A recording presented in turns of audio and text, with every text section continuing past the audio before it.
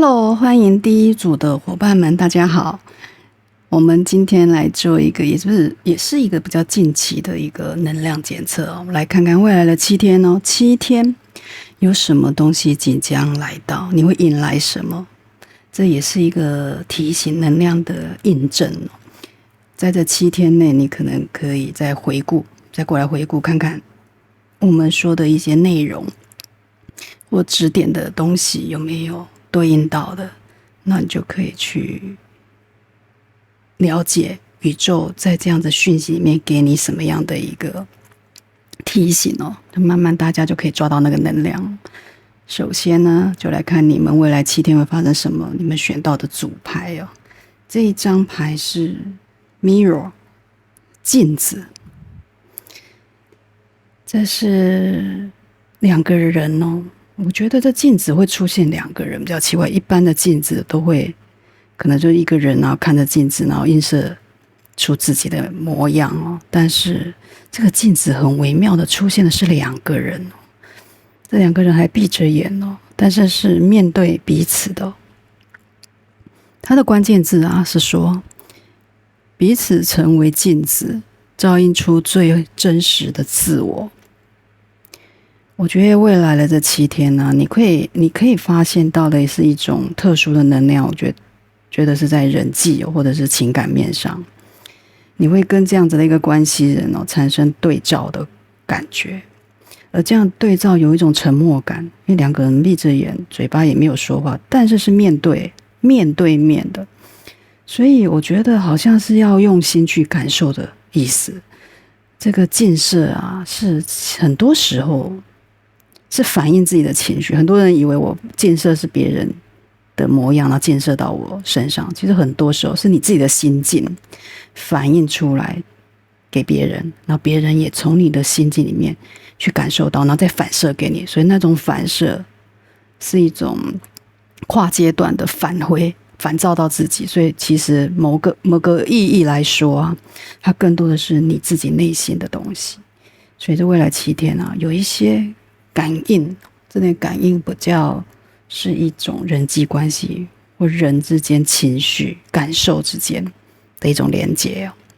我们西部还来看看有什么样的细节，来看你们的主牌有什么。这边出来的一张钥匙，哇，这只钥匙后面有些光亮哦，闪着光亮，一种神秘感，对不对？这个关键字是说啊，新的开始和方向跟冒险，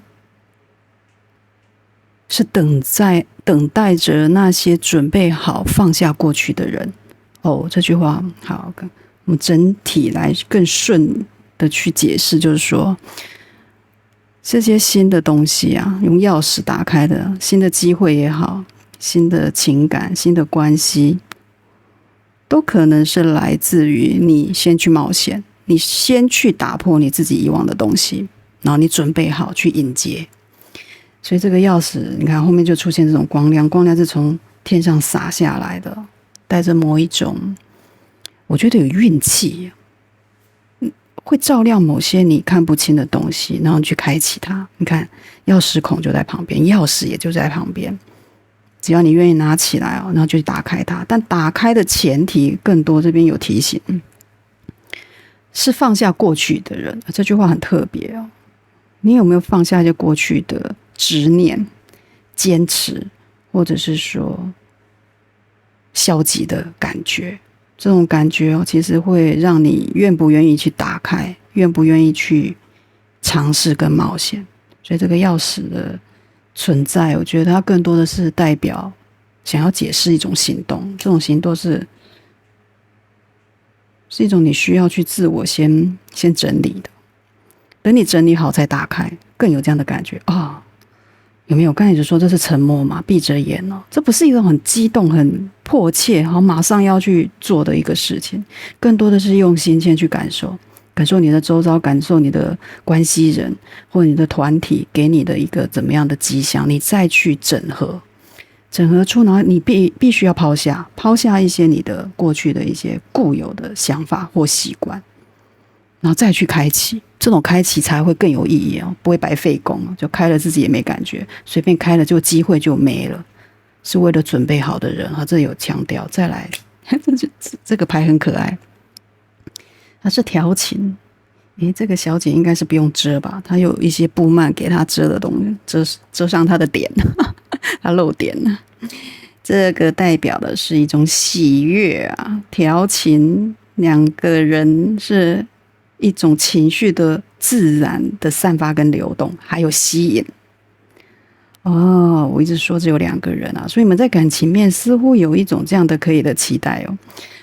调情狭隘来讲，可以是一个感情上的对象，或者说你暧昧中的人，或者就是你的自己相伴的对象，这种情感的对象，你们会有一些调情的动作。这调情在射手座，就是会比较大胆哦，比较直接哦，比较乐观，比较开放，比较开放，就像这个女人穿的比较少一样。这是一种刚才说的魅力的吸引，这不是什么故意的暴露，或者是故意的那种矫情的那种情感的流露，是更多的是对这样的一个情绪的人哦，你们是愿意去让彼此感受好一点，然后心花怒放，有没有好多花朵？这更多的就是一个有爱的感觉啊。这在射手座之外还有金星哦，金星有艺术啊跟娱乐，开心，刚才不说心花怒放，这感觉是去郊游，而且这个人还弹得琴呢，这个他的情人哦，是不是还弹奏的乐曲哦？所以是一个优美的旋律。所以我觉得你们即将开启的是一个优美的旋律哦，不管是在工作上的、人际关系上的，是可以期待这7天去显化，去感觉到这样子的一个特色性。这样的人当然不是随便的人都去放送你的爱啊，是可以放送的人。你去做了之后，是会得到一个 mirror， 一个照射，一个反射的。而且金星在这里说的是艺术，刚才说的艺术感要有，绝对不是很低下的一种调情或者是说吸引哦，更多是说充满的一种质感，然后那种质感是来自于彼此对彼此真诚的感受，然后给彼此舒服的感觉所带出来的。所以这样子的，他也讲到娱乐的话，也就是代表要轻松，不要太过拘谨。太过拘谨，这样子的娱乐跟自然艺术的东西就不够纯粹，就变得就比较刚才说的矫情。那这个在第9宫，其实第9宫也有高尚哲学、形而上的东西。所以这 mirror 我感觉是这样的一个感觉。这样子的一个情绪的开启啊，我觉得就是等待你们的东西哦。现在直接可以看到这3个主牌所形成的一个能量哦，我觉得是蛮好的，蛮轻快的。这种轻快是在一种宁静之中慢慢发展的，它是一种比较远观的、比较宏观的，刚才说的哲学性的思考。所以我才不排除这有一些你们可能不叫柏拉图式的爱情哦，你们在交流里面都是比较艺术的，比较有质感的，有气质的，不是这么的行动化的。可这种不是行动化，在某些时候久了会有点感觉停顿哦。我觉得我们来看看还有什么东西可以知道，希望他是不要停顿，来看看还有什么讯息。我才说不要停顿就来战车牌啊！我是不是觉得最近的能量真的不错？如果你们愿意改变，你们愿意去开启这个东西，绝对是可以开启的。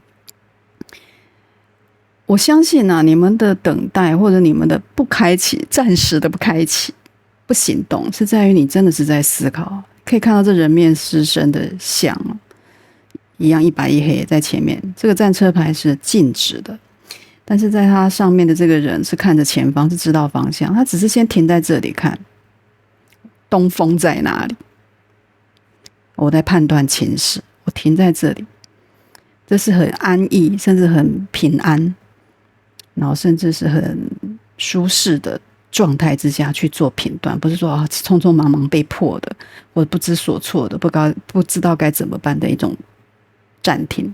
这种暂停啊，停在一个地方啊，是为了思考。这个一黑一白代表一个思虑哦，你的思虑，你可能在思考走这边还是走这边，这个战车牌更多是这样，它是在行动之前的某一种决定，而这种决定其实是已经有路了，只是我看怎么走好。所以我觉得你们这把钥匙果然呢是要给准备好的人，而且也要放下过去。我要往哪里走？我要吸取过去的一些经验，过去的一些感觉，目前到为止的收集，然后去行动。而这行动，我觉得很多时候你们的关系人或你们相关的人士哦，他们也会在这样的情绪里面，他也在关照，也在看彼此之间是怎么样的一个情况，是准备行动，起码是不是在那边等待，然后开始漠视不处理？我觉得不是，是准备，更多的是准备。我准备要动，这个动是很明显的一个感觉。再来是一个宝剑的7号牌，这个动你看伺机而动，还带着一种小的谋略。哦，不止小，我看这个剑挺长的，大谋略。为什么要大谋略？也就在于我精心的去判断，精心的去思考之后，我要精心的去行动啊，对不对？又在一个战车牌旁边，这也代表某些人啊，他在对应你们之间的关系啊，这不管是任何我们之前说的团体啊、交流、情感，都可以套用。他们其实是有藏一手的，藏在背后。但是藏的这些宝剑呢，更多的是一种比较积极性的谋略跟思考。剑都代表是一个想法，这个想法是趋于比较谨慎，不会随便暴露出他的想法跟行动。但是他起码影响你们的时候，他目前是用一个判断，只是他后面有很多小心思可能没有展现出来，这是你们大家要去多多注意的。这不一定是坏事。哎呀，人与人之间没有什么叫做简单的交流啊，其实严格说起来都有个别的心思跟考量哦。这个考量就是他背后的剑，这也可能是你啊，别人是这样，你也可能是这样，也一定是这样。我们不是那种刚出生的小宝宝，没有任何的情绪，没有任何的想法，天真浪漫，不是，我们已经都度过那个时期了。所以这样子的一个所谓的暗中较劲，这不管是怎么样的较劲，更多的是思想上的较劲。所以我觉得，如果你们在做这样的一个较量哦，也不要去担心，因为这样子的一个进程哦，其实会朝向这个调情，我们不要去把它用狭隘的、更广义的去调情。刚才不是说它是宏观的吗？它是在一个金星啊、第9宫比较感情的、比较崇高的部分去做决定，所以我觉得这是好的。在很多时候，这样子的一个情绪啊，觉得对任何的关系、对情势的发展，其实是想要求胜的。我不是为了思考这个去为了求败，我就是要它更好嘛，我才要去思考，甚至去想一些方法，想一些技巧，对不对？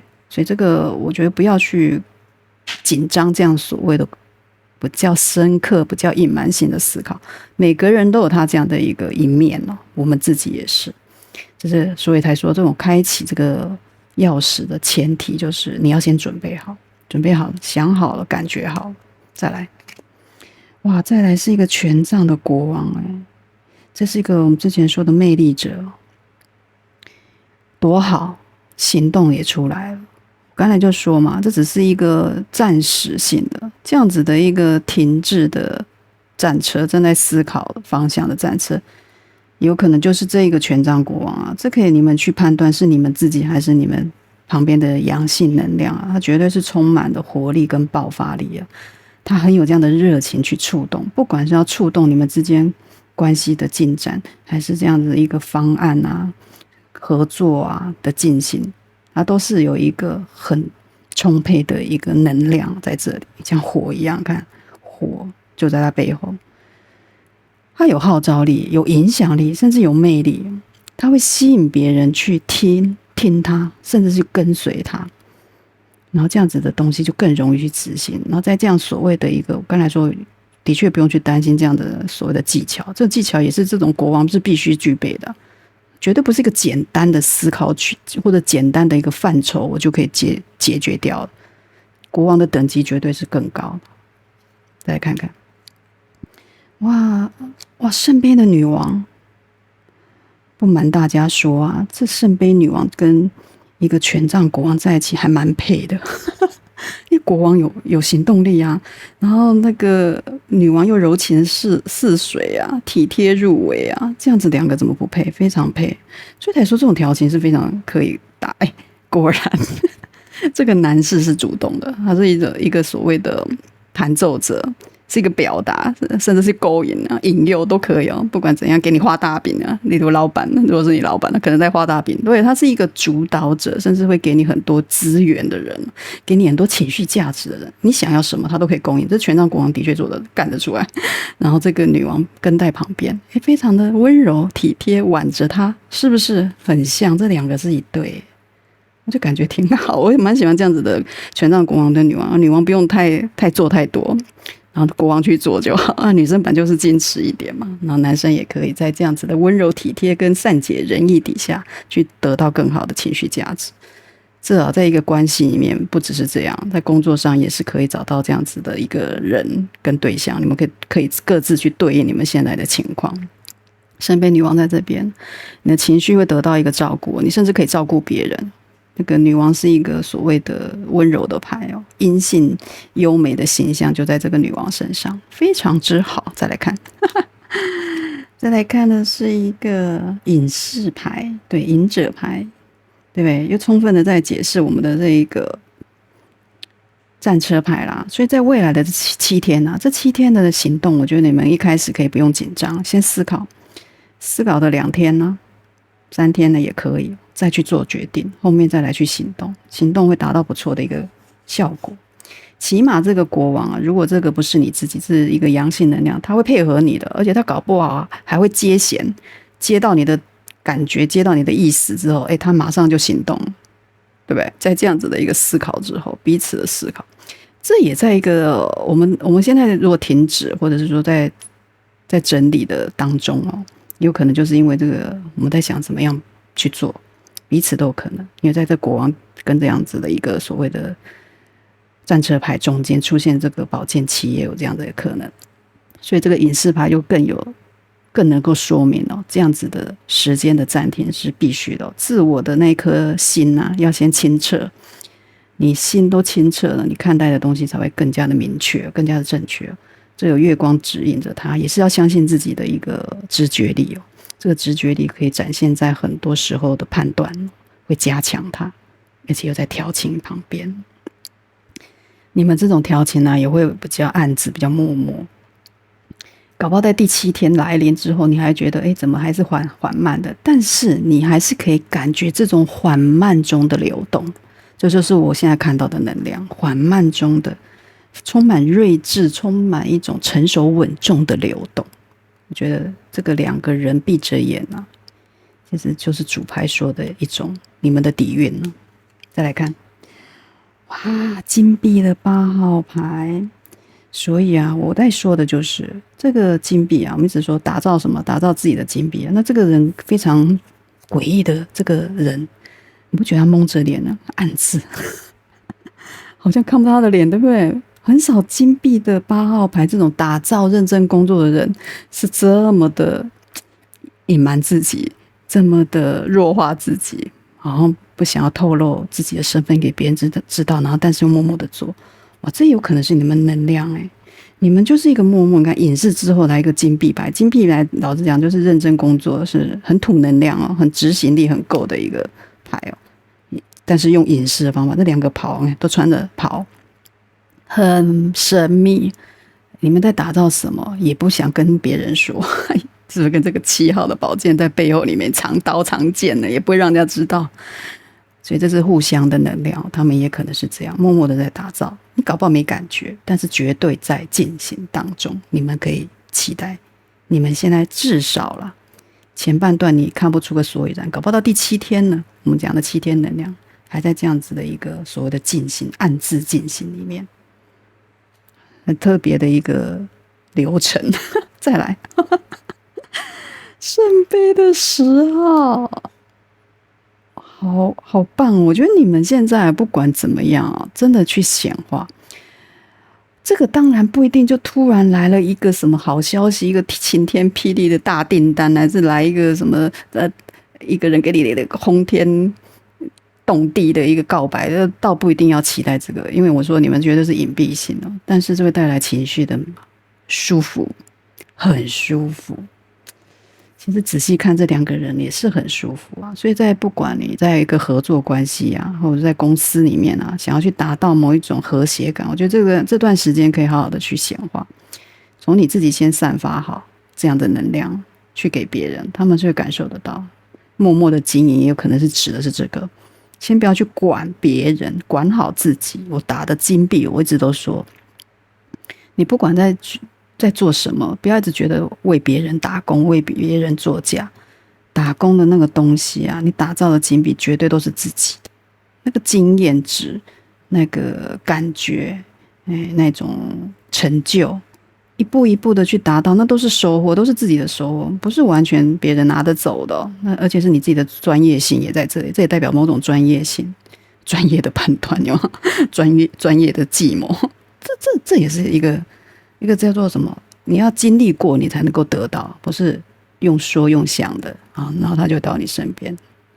很明显，最后一张圣杯的6号很好哎，圣杯10号的圆满和乐之后，高度的满意值10颗星的感受之后，再来一个彼此互相的爱。这个爱我一样之广义的当然恋爱中绝对是好的了。这是一个你来我往很平顺很和谐的给予哦。你看小男生给小女生的一个圣杯有没有？好多蝴蝶哦，也代表某种蜕变哦，关系的蜕变，进程会有进步。后面有一艘船，很少圣杯后面有船，也代表进度，慢慢的航行，慢慢的航行。圣杯6在这边很多的情绪的给予哦，是来自公平的。你给我，我也给你，我感受到了啊，我再给你。我感受到了，我再给你，一直加叠的，是不是？我才说这种 mirror 啊，你看很少 mirror 的镜子是2个人，所以它的 mirror 是 double 的，彼此一直反射好的就得到好的，对方得到好的也给你好的，而且那个好还是加倍 double， 那你就会感觉更舒服。所以这个10个生命完全是可以解释的。非常棒的一个历程哦，希望这个7天哦，大家呢可以感受去印证这7天的感觉变化，然后再回来看，然后去看哪一段话或哪一个应该说是那个解释解说，你有感受到感应到，有符合的，那你就知道啊，原来宇宙是要告诉你这件事情。好啦，希望大家能够有收获，一样希望的给我按赞，然后订阅，开启小铃铛。然后留言真的就是一个显化很重要的过程，大家不要忽略哦。大家能量在这里汇集都是好的话，怎么会不好？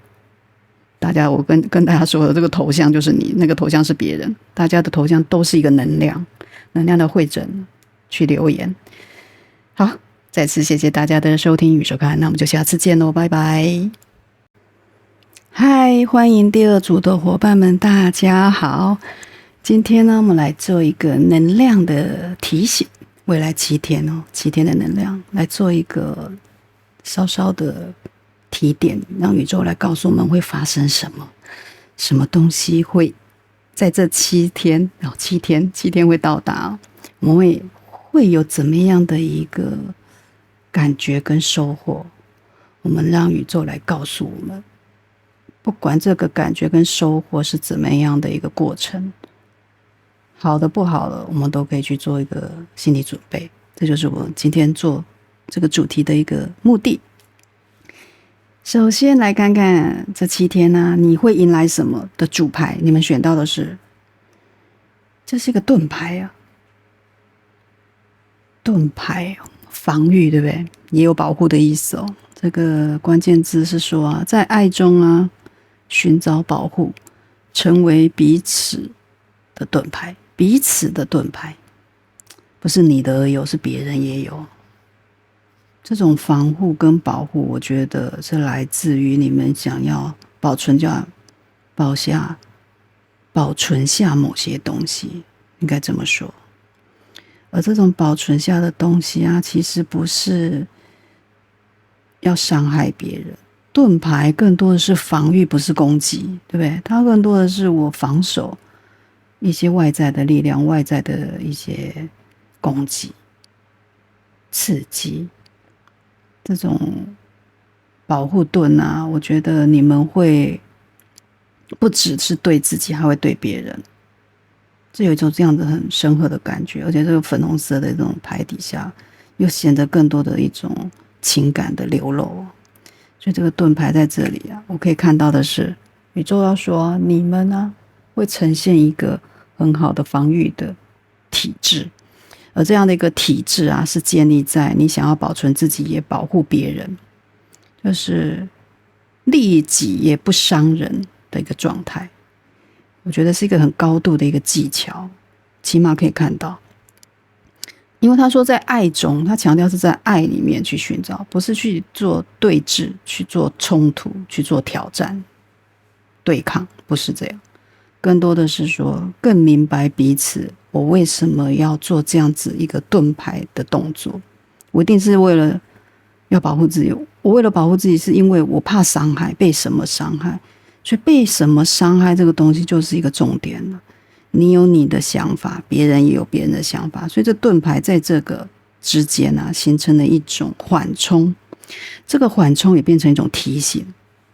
当别人他展现他的防御的时候，其实这是提点了。宇宙说未来7天，你可能要知道的是，这种防御里面更多的可能不是为了要攻击。我一直说这不是攻击，它是为了要坚定某些东西，保护他自己的，不管是立场、想法，还是他的资源都有可能，而这个是每个人都一定会有的。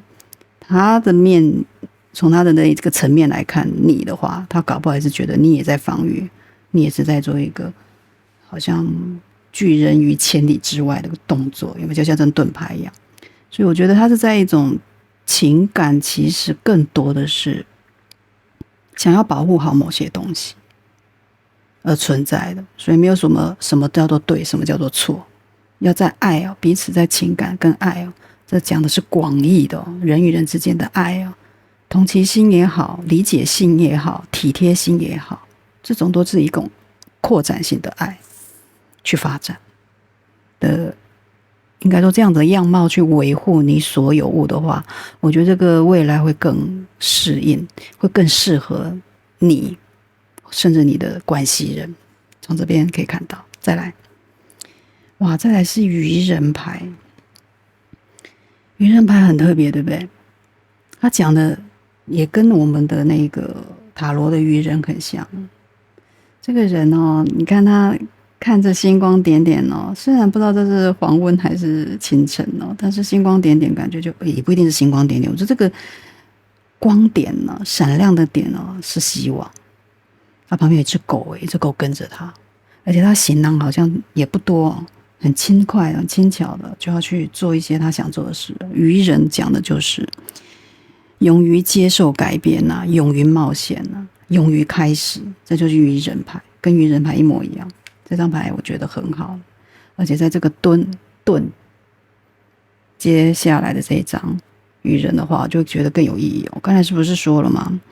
更多的是我们其实是为了彼此的利益，我彼此想要保存的东西，不是为了攻击。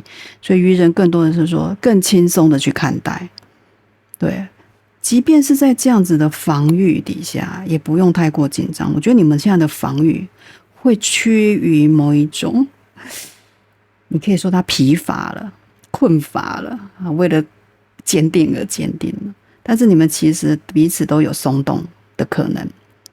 因为愚人在这里代表的是一种更开放、更乐观的想法，更敢于去冒险，甚至是敢于冒险去问：哎，你为什么立了这个盾牌在我面前？或者是你的关系人也敢来问你了，你是不是真的拒我于千里之外？敢了，我敢去问了，我就傻乎乎的，我就跟愚人一样，这个大智若愚啊，其实这才是最聪明的方法。最快解决的方法，不是大家立着盾牌两面在那边对峙，对不对？更多是这样，就很有趣的第3章出来争吵。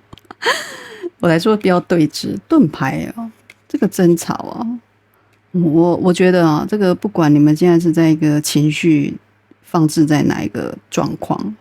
是工作上呢，还是你们的关系人呢，还是你的情感对象都好啊，还是家人啊，都可以啊。那个如果有一些争吵，记得愚人就在上面，去看看你为什么吵，甚至去看看说，我们这样子吵的意义是什么？去反推回去啊。一直都说这个盾牌的立在这你们之间的这个盾牌啊，是爱啊，是因为爱才立起来。是不是每次的这种攻击都太直接了，太没有去想彼此了，太过于执着了？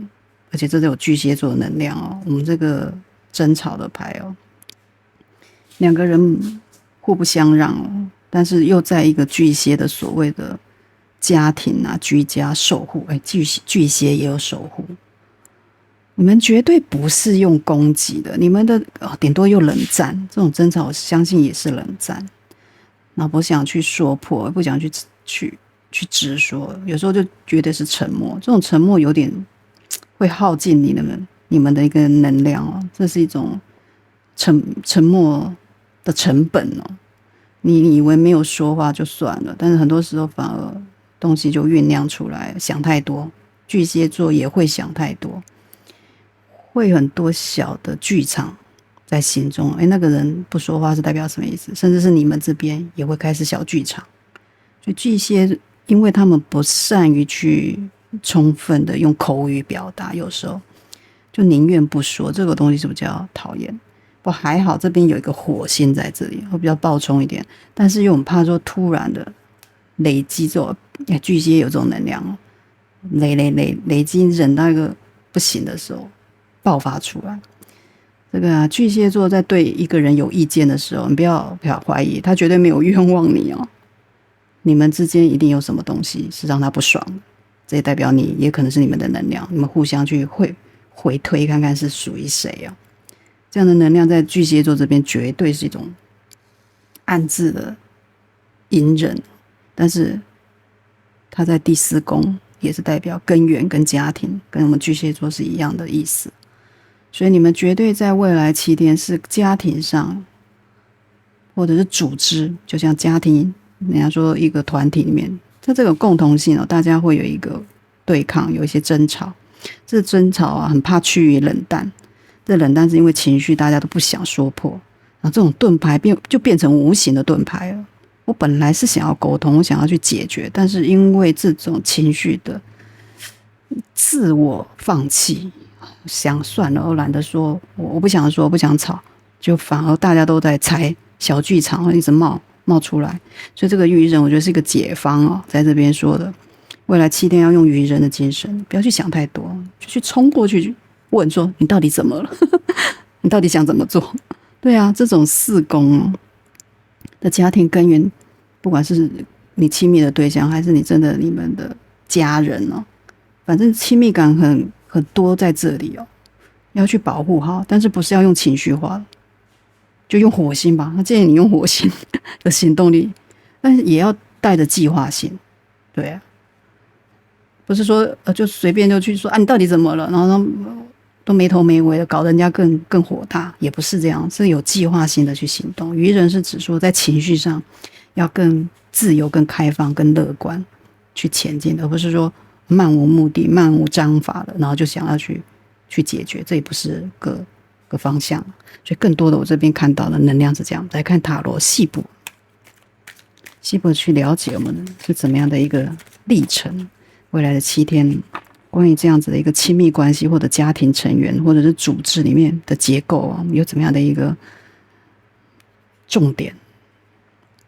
圣杯7号牌，圣杯7有很多想法。看这个女孩的头顶上好多圣杯哦，一个个冒出来，就像做白日梦一样。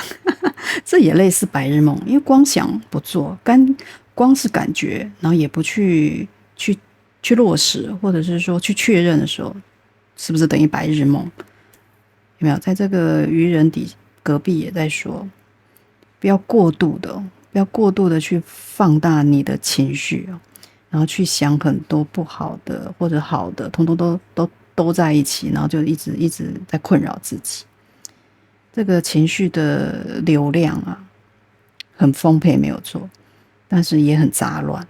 圣杯七有一个乱在里面，这个乱是情绪的乱，就说嘛，你们很多小剧场，所以这样的情绪能量是你们现在需要注意的。一开始在这个未来7天的一开头，你可能就有很多想法、很多感受在这，但是也不知道要用哪一个，不知道要取用哪一个感觉才是对的，一直在这样子的犹豫哦。这也代表你们还蛮幸福的，起码有选择。圣杯有告诉大家的也是，你有很多的选择，你有很多的一个资源呢，你知道吗？太多了，不知道怎么选，这是不是？其实仔细来想也挺幸福的啊。用愚人的牌来想也是啊。哎呀，虽然很烦啊，虽然好多情绪啊，但是这种情绪更多的是选择的，有选择权是在你身上。虽然有点乱，但是花点心思要去做理清。这边来了一个命运之轮，有没有？命运之轮很少出现一只老鹰的，你看老鹰也代表一个理智哦。我觉得你们要用理智去运转你们接下来的7天的命运。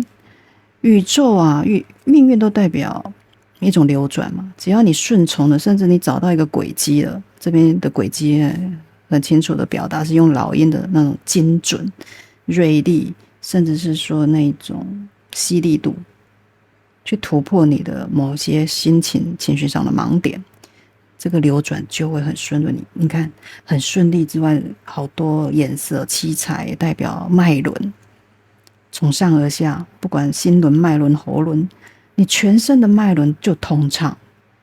那脉轮通了，能量通了，运气能不好吗？所以这运气的之轮啊，这所谓的命运之轮哦，这个老鹰在这边一开始就呈现出来。老鹰要去做什么？去抓你的蛇啊！命运之轮的下面是蛇啊，让你烦心、让你揪心的东西，让你讨厌的东西就去抓出来。蛇啊，很灵活，一下就溜掉了，可能抓不住，就是的确抓不住。但是你看老鹰，我觉得有机会了，你就要动，命运的之轮动了，那个蛇就跑到你旁边，你就刚好抓住它，就刚好抓住，所以你有机会去做这样子的清晰你自己的那个讨厌的东西，然后去解决它。这条蛇到底在哪里啊？我觉得它藏在哪里？可能也是你现在很多圣杯在这边不知道该怎么办了。哇，这是圣杯的公主，代表的这是一个圣杯的那个侍从，圣杯的小孩的意思哦，代表初始的一种活力跟能量哦。这是很多带着好奇心而来的。愚人牌也是相同的意思哦，带着好奇心去了解一个事情的问题根源，然后甚至带着某一种天真跟浪漫。这个盾牌啊，立在中间，我刚才就说它其实有点松动。你们彼此对于这样子的对峙，甚至是说这样子的一种冲突啊，其实不太喜欢。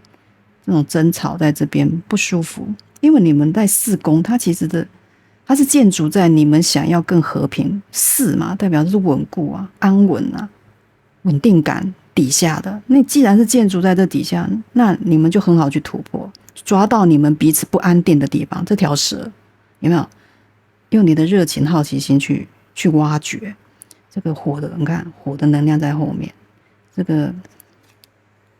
个我们的权杖的公主啊，我觉得是一个非常年轻然后有活力的一个女孩哦。这可以是你自己，也可以你周遭的这个伙伴、关系人，有这样的一个能量，去触发，不管谁啊，去触发，去抓这条蛇，抓出来，超棒！什么金币的国王，稳定感就来了。总是有这么一个人哦，充满的睿智。这个老鹰有可能就是这个金币的国王啊，来协助你们。这通常是一个比较年长的人，或者是当然你自己也有可能啊，你自己就是一个成熟稳重的这种阳性的金币的土能量，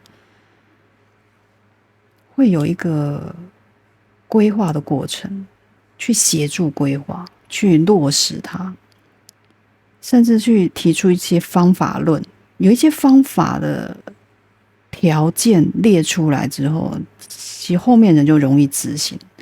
所以我觉得这样的一个权杖的一个小孩在这边，权杖的公主不知道怎么去执行的时候，这个国王会帮助你们。所以在一个情感里面啊，关系里面也代表这样子的一个能量，会有一个比较稚嫩的女孩，阴性的能量，然后对上一个比较稳重、成熟、运筹帷幄的国王。他很安定，很安稳，充满了让人家信赖的感觉，但是没有很大的热情，甚至会觉得喋喋不休，因为他一句话一件事情会重复的说，因为他为了要确认，这个确认就会可能这个小孩的挑战啊，这个女孩的挑战就在这里。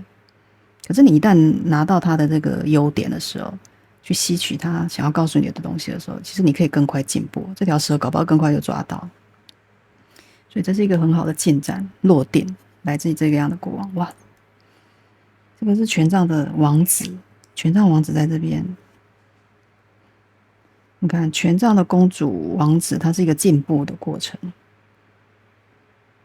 变成小孩变成侍从了，侍从变成那个骑士了，对，飞起来了，就有种蜕变哦。凤凰有没有？凤凰在后面就有一种涅槃重生的概念，起飞，甚至是起飞。所以你们这样的一个7个圣杯的一个突破口在于某一种行动力的形成，你慢慢看到的一些你可以做的事，你看到未来的一个展望，这个展望有没有就是希望这个命运之轮带来。所以这样的一个所谓的争吵跟冲突势必会瓦解在这样子的一个大家愿意去行动底下。所以7在这边不是7，这7号的圣杯被这样子的一个王子给处理的时候，这个情绪应该可以更快的解决。不管我们问的是7天嘛，再来圣杯4号牌，好啦，起码7个圣杯进阶到4个圣杯，4也是一种忧愁，但是这更多是情绪上的朝三暮四。本来7个朝三暮四的东西变成4个我觉得其实也算是简化了。所以我来说这样的一个圣杯的，不要说圣杯，一个骑士，一个权杖的骑士在这边触动了很多事情，触动一个情绪的发展，触动你去看到你的圣杯，你的情绪在哪里。这也是一个彼此的，我刚才说你们家庭成员或你的关系人给你的一个刺激这个争吵也是可能后来产生的一个刺激。我争吵了，争吵其实就冲突，虽然冲突之后，但是大家也得到了一些原来你是这样想，所以吵架是有一些用途的，吵出了一些原来我没有看到什么，去好好看到你的圣杯，哪一个是真的你需要的，对你有利的，甚至可以这么说。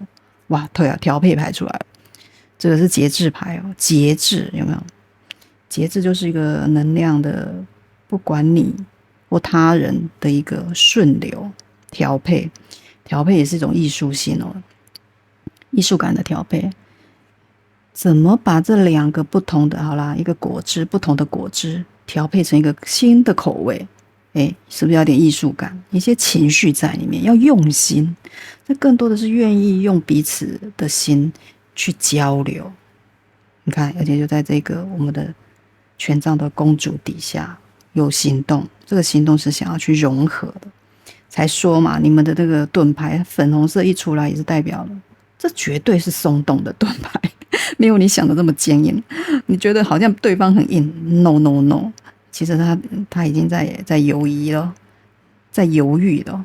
你也是不想跟他这样子下去，不管团体里面的人、工作上的、情感的都是一样，不管你们有什么冲突、有什么误会，都不是大家想要继续的一个方法。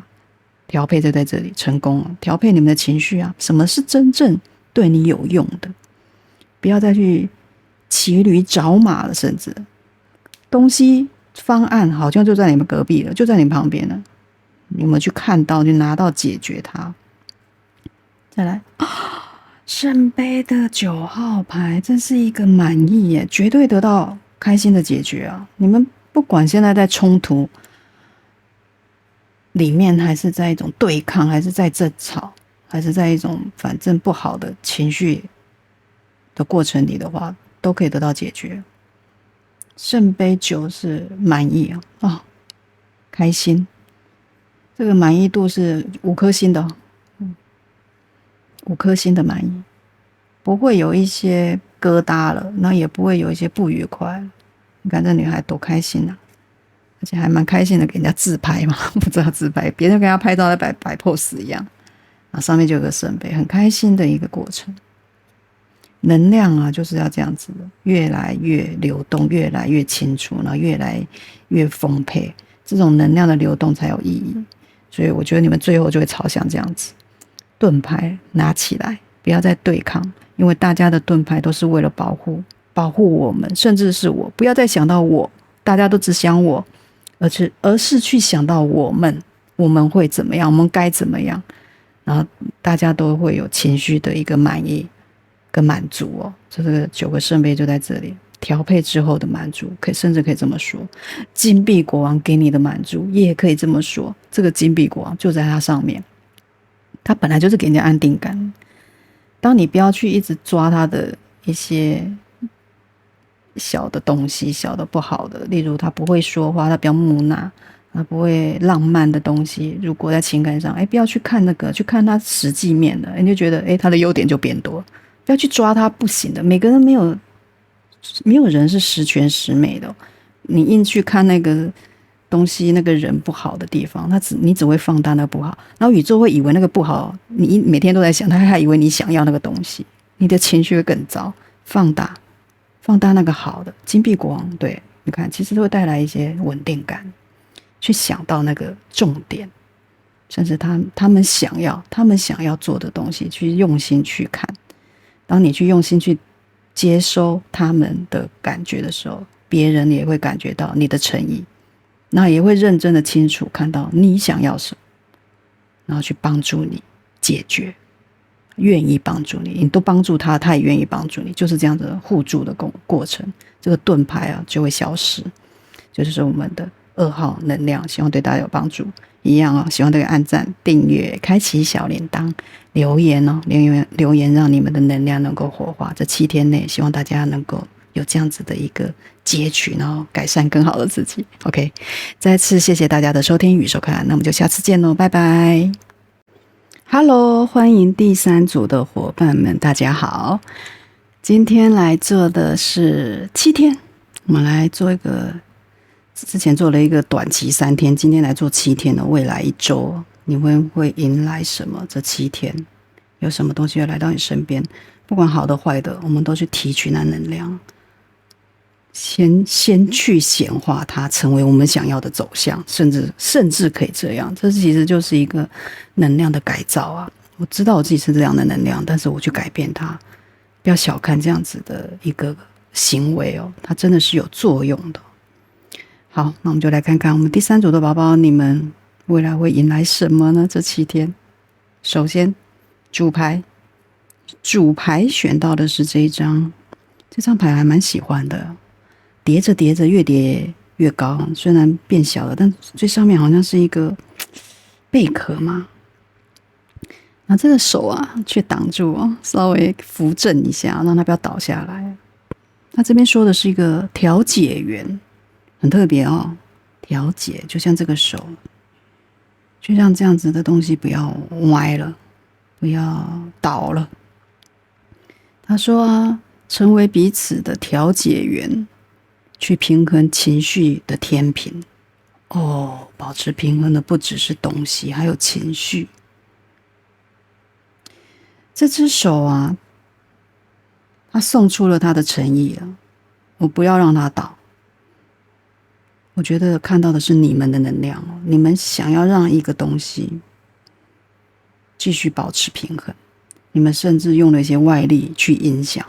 这外力可能是一些你有的资源，或者你有的朋友啊去做帮忙，都可以哦。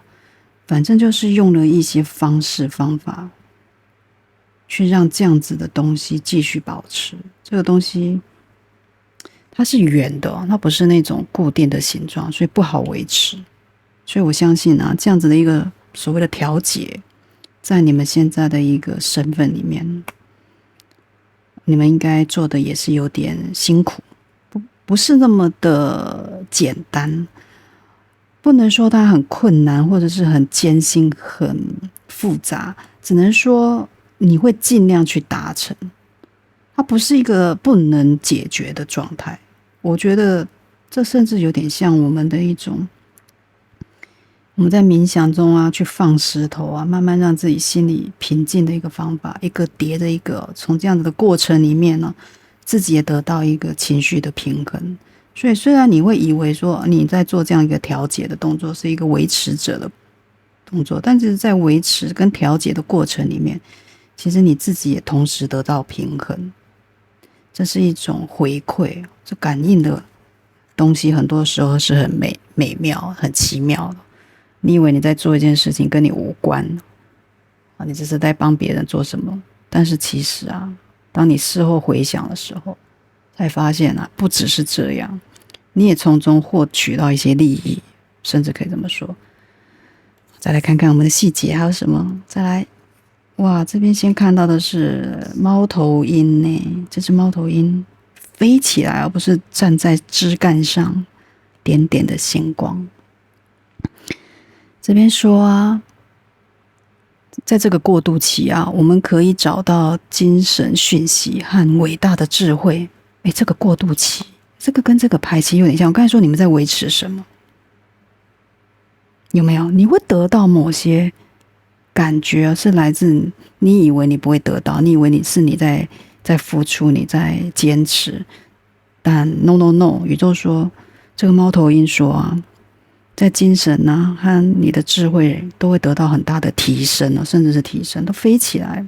以往的猫头鹰都是按兵不动，这一只很特别，飞不止飞，旁边还有很多点点的东西，星光在给它一些方向，甚至在替它打光替它打光哦，替你的智慧，替你的精神打光，就在于你做的这一个所谓的平衡的动作。你这个去调节的这个行为啊，其实对大家，甚至我觉得对大家是帮助很大。或许你现在没有感觉，甚至你们现在的一个关系人就处于这样的一个状态，他也在做这个维持的动作。圆圆的石头啊，刚才说不容易去叠高啊，但是你们尽量叠到一个程度。这也代表某一种圆融，每个人想要去圆融某些东西，看似圆融，但是因为圆融也讲求了，好像没有讲出你们自己真正的需要跟需求。那这种圆融跟圆融之间都是光滑面，好像看起来很滚溜，很自然，很圆滑，好像没事一样。但是其实要融合还不容易啊，要叠起来还需要一些技巧。所以你们其实还蛮厉害的哦，你们是一个技巧者。那种调节员在这边产生了很大的作用。你的这手不在这边，搞不好大家就倒了，就变成通通都散了，一颗颗的石头，漂亮圆满，没错，各自圆满，并没有去想到更高的一个程度。所以这个智慧跟精神的一个向往哦，来自于可能是你会触发别人，也有可能你就有这样子的一个品质在精神上。所以这个过渡期。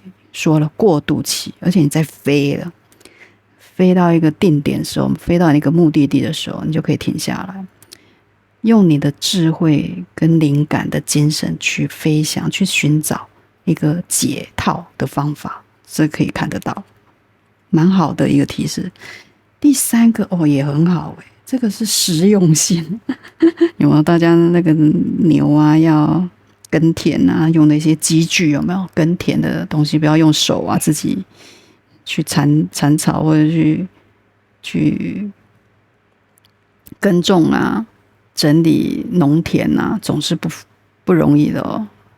不用双手，用工具，代表有某些实用性的去发展，看到一些方法去协助自己。这有一个摩羯座的能量在这边，摩羯座坚毅不拔，还有谨慎，果然跟实用性，对，摩羯座也代表很大的什么东西是好用的，是实际的他们一定会优先使用所以用这种方法去解决也是个方法。这边说的是一个，不管是在摩羯座的坚持跟严谨的精神以外这还有看到月亮、情绪跟记忆，这也是一个突破口。你怎么用这样子的一个感情的号召力、凝聚力，甚至以前的记忆、以前过去美好的回忆都可以不管你现在在一个团体里面，还是你们关系相接近的人，你们的恋爱对象、暧昧对象都可以用到。要实用，这个实用我们可以扩大解释把你的情绪价值建立在一个可以看到的感觉的回馈上。有没有月亮？你即便有这样的情感、这样的回忆，你要把它落实化。例如照片我们去哪里拍了照片，把它洗出来。我送你一份，送你一张。我有一张，你有一张，大家留存、保存。拜托，那是一种实际上的，那也是一个显化的方法。不瞒大家说，照片跟手机看到的是不一样的感觉。一个实体化，整天摸得到、看得到，放在皮夹里都好。就像人家拿的平安符，是不是都放在皮夹里？晋升的东西，对啊。如果你们之间想要显化什么，你们彼此的照片是最好的显化。去维持，用实用的方法，而不是用感觉很飘忽、很缥缈的感觉，用凭感觉，不要用凭感觉。月亮最怕凭感觉，那种情绪要更加去流动的时候，还要跟他实际的用摩羯座的力量实在化。这边有第10宫，也有公众展示，就像这个花朵在展示排列的很好，有没有？成就，还有成就用实质化的东西去影响你们现在重要的东西不管你是要发展的是怎样的一个情感或者是说怎样的一个工作的内容还是你要显化你的钱赚多一点，都可以用这种方法。有没有什么东西可以让你心情落点，让你这个想法落点，或者是说让这样子的一个企划案落点，都要去落实。去讲求的不是只是台面上报告里面的那些文字，去把它实体化、实用性。刚才说嘛，这个牛耕田就不是耕而已，让它就是有工具，甚至有工具去辅助它，去展示，甚至展示出来、展现出来。不是说在心里面暗自的想就好。暧昧关系也是这样，情感关系这样，不要只是想。这个只是维持是不够的，得做点什么，让大家可以在这样子的基础里面越叠越高。来看看塔罗的细部解释还有什么。我们3号宝宝还有什么东西可以知道的？哇，这个我们的1号嘛，1号好像也出现宝剑7号牌，暗自在想很多事情。这在猫头鹰隔壁也非常的合理猫头鹰是一个思考者，甚至是一个思想很深奥的智者。对，智者，这种智者不会是脑袋简单的你看宝剑在背后，这都象征的是一种思考思虑，藏在背后没有显现出来。所以还有2只狐狸，仔细看是不是2只狐狸在他的领口上？这代表的是一种叠对叠，叠对叠。但这样的叠对叠不在于说是要破坏，更多的是我要为了成功。可能某些人或某一方想要去达到成果的心情比较迫切，所以他就想要用一些方法。那我们在这边的人，如果你不是这个用计谋、用技巧的人那你要看看人家在用这些方法的时候有没有影响到你的利益。对，我知道你们都知道那个利益的利害关系，你们甚至也在其中。你们似乎在这样子的一个所谓的纠结，或者是说关系比较复杂、比较暗自较劲的状态里面，你们也是做一个协调的动作。你也知道，每个人有各自的想法，就像一颗颗的石头一样，但是你还是试着把它叠上去。所以在这样子的一个，我觉得一开始的历程，看到了一个所谓的7支宝剑在这里哦。你看，每支宝剑还蛮长的哦，这不是一个小小的、简单的想法而已哦。大家还是很有策略的哦，彼此每个人都藏在身后，没有展现出来。但是我觉得你看到猫头鹰这个睿智的你看到的，你会用一些方法，实际的方法去做协调。这边真的是可以看到这样。再来，哇，这个是吊人牌。我觉得吊的人哦，就是你。这吊在这个树上啊，你看到了吗？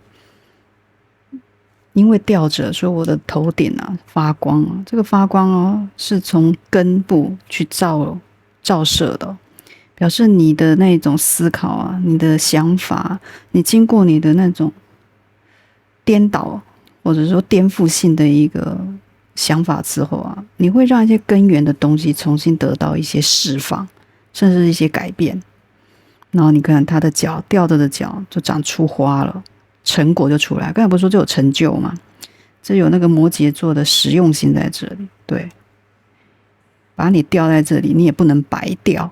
我不是白白吊在那里，我还是得产生绩效，一定有功能出来啊！我吊在这里，我就产生一个颠覆性的想法，甚至一个解决的方案也好，让这个根源的一个问题可以得到解决，那重新长出花，从脚底就是脚踏实地哦。所以你即便哦，我觉得你们是一个特殊的状态，这也可能是你们的关系人，你们可以去看现在的能量的状态，倒掉之后，想法得到突破，而且发展的会不错。哇，过来就圣杯的骑士哦，圣杯王子就是骑士在这边进行，我情绪上想要去给予你，让你知道我在想什么。这也有一个告白哦，有一个浪漫的王子哦，骑着马，虽然是黑马，黑马为什么因为宝剑七想很多，想的都对策，因为他想要成功，或者想要成功的走向你，还要好好的表白，不要让这样的表白失败。搞不好就想了很多，要买什么礼物，还是要布置怎样的一个环境，还是订什么餐厅，想很多，好不好？那个宝剑这么长，表示想了很多，每一支都好长啊，是不是？想了，倒过来想，然后就递出自己的感觉，有没有？这不只是那个恋爱关系啊，工作上也是这样。某些人在想一些事情，某些你的团体里面的人各怀心思，各怀鬼胎都有可能，各怀鬼胎有没有？倒过来想了，想一些有的没有的，但是有的没有，其实都真经过思考之后产生出来，都是一个可以执行的东西，表示大家不是乱想嘛。我都倒过来的，表示有颠覆性的。你看，这颠覆之后，情绪就来了，我知道该怎么做了。我要递出我的一个感觉，我这个看法，我的情绪了，我不是只是埋藏在心里，对不对？实用性嘛，自己说的，摩羯座。一定是要去做的，不可能是他们等死的啊、哦！这个有了恶魔牌，恶魔牌要遮一下，来漏点。恶魔牌在说什么？欲望，我要去前进的动力跟欲望，这是在感情里面有纠葛、纠缠啊，剪不断、理还断。就像这个恶魔控制的这两个男女一样，两个男女还被铁链绑住。绑住什么？绑住的后面还是熊熊的烈火。即便被绑住了，我还是想要在一起。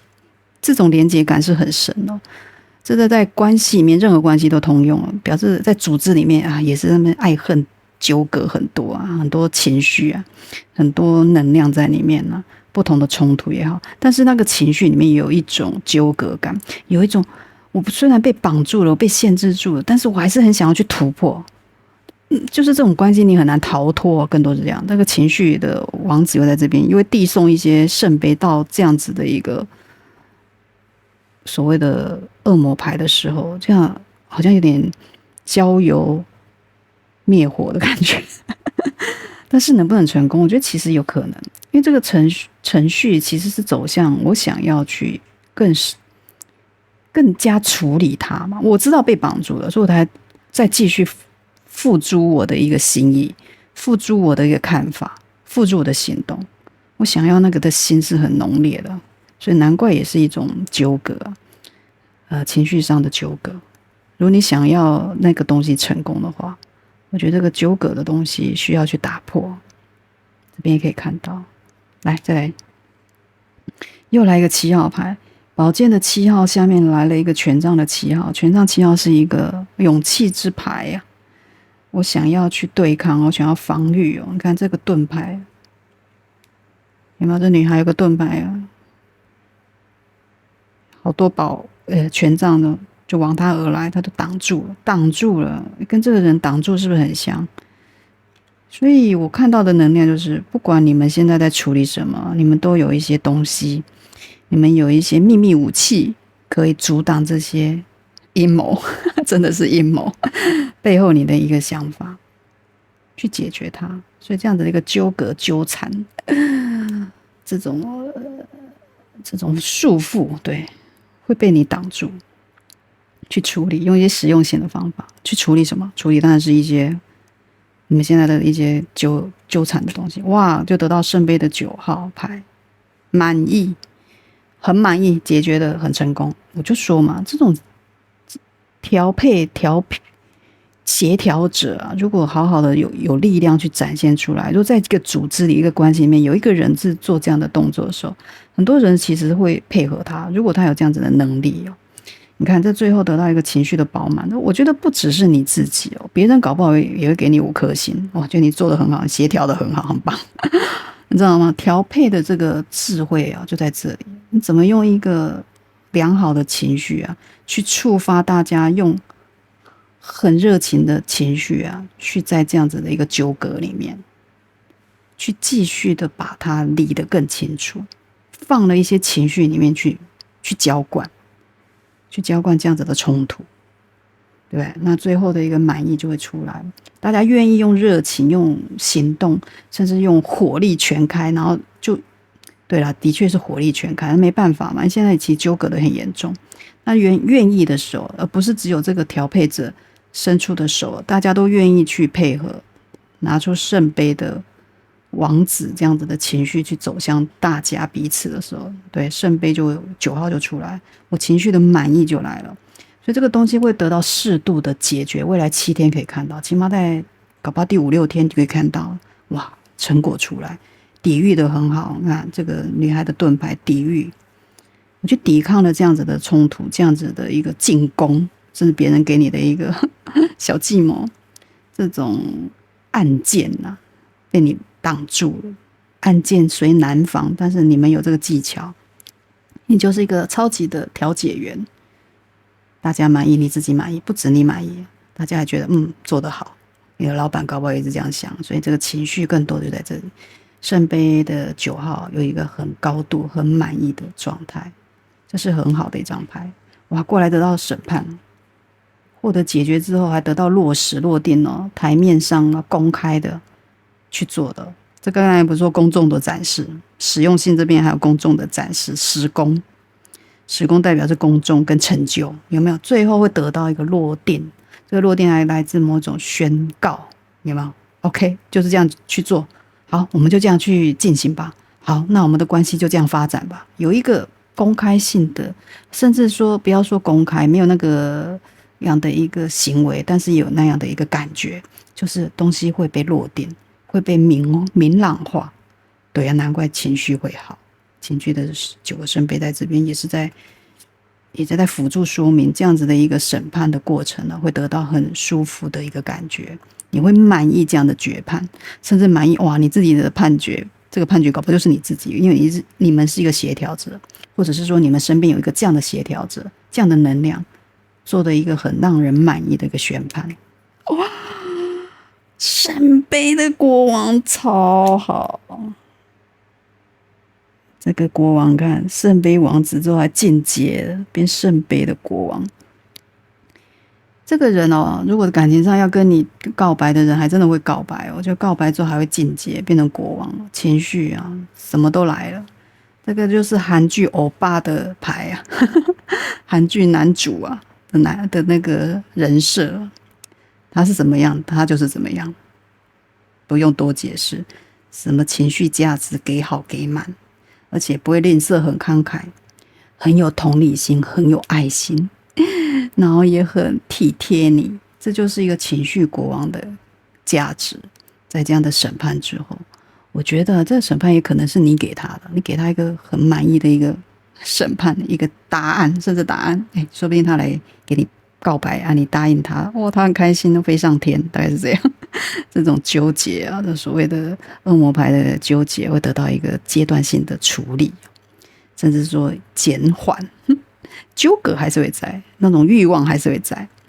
然后就在工作上也是一样，某些东西得到一个判决之后，心情得到满意哦，别人的确有个阳性能量会非常满意这样的结果。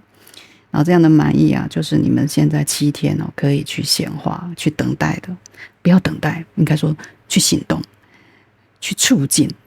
对，这只手啊，相信你挡在那里不容易，继续挡，继续维持，不要说挡，继续维持，拿出实用性的技巧，睿智，突破大家的那一些小阴谋。这个阴谋啊，一定会被你挡住的，所以不用担心。所以去得到这样子的最后的情绪的满意哦，不止你的满意，还有别人的满意哦，这样真的是一个很好的过程。7天感觉有点赶，对不对？但是我觉得它是循序渐进的，它可以慢慢从这样子的一个轨道里面，你去抓到一些技巧。宇宙如果给你的讯息，你有感应到，我相信你们就知道该怎么做。你再回来看。这7天之内有在哪一个段落是类似的，那下次你再看占卜的解读的时候，就更加知道啊，原来这个东西我可以得到怎么样的一个发展，我自己就更了解自己。